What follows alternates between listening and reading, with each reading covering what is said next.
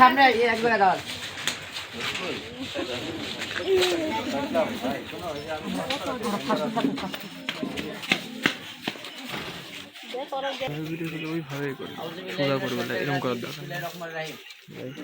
কেমন আছেন? ভালো আছেন?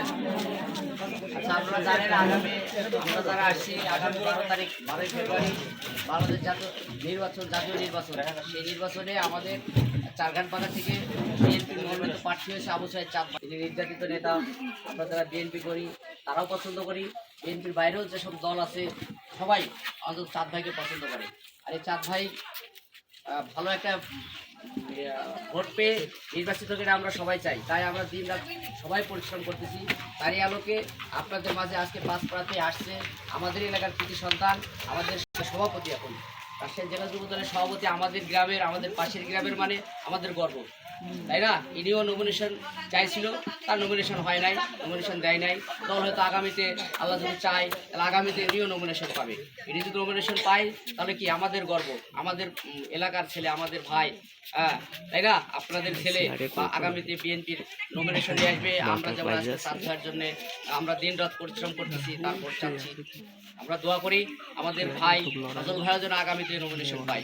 তাহলে কি এবার যেহেতু নমিনেশন চাঁদ ভাই পাইছে, আমরা সবাই মিলে একত্রিতভাবে আমরা ফজল ভাই কিছু কথা বলবে, আপনারা সবাই শুনি।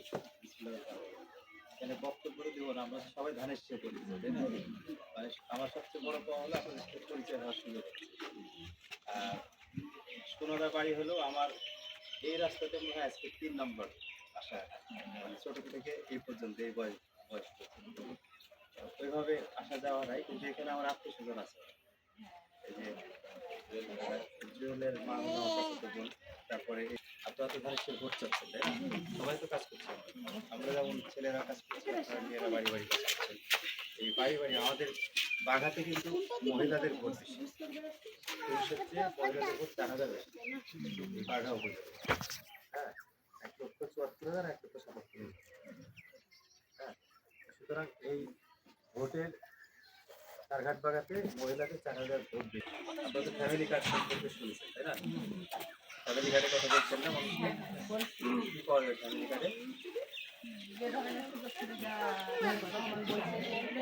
ফ্যামিলি কার্ডে 2,500 টাকা অথবা সম পরিমাণ চাল, ডাল, তেল, লবণ, পণ্য পাওয়া যায়।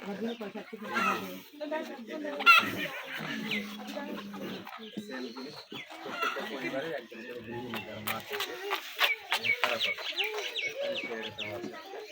কার্ড হবে এরকম, নাম থাকবে, তার ঠিকানা থাকবে, মোবাইল নাম্বার থাকবে, প্লাস ছবি থাকবে, হ্যাঁ, এবং এটিএম কার্ডের মতোই সিস্টেম এটা। আর থাকবে হলো কৃষকদের জন্য কৃষক কার্ড, সেখানে যারা আছে সবাই একজন হয়তো চাকরি বাকরি করে, আর বাকি সব তো বাড়িতে 3 বেলা রান্না করে আমরা বসে করি, তাই না?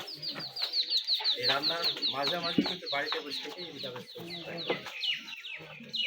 যে পরিকল্পনা আছে তাতে করে সেটা করে, সেটা হলে বাংলাদেশের রাজ্য যেটা অর্থনৈতিক অবকাঠামো সেটা এই পরিকল্পনা করে দেখা গেছে যে প্রত্যেকটা পরিবারকে 8,000 টাকা করে দেওয়া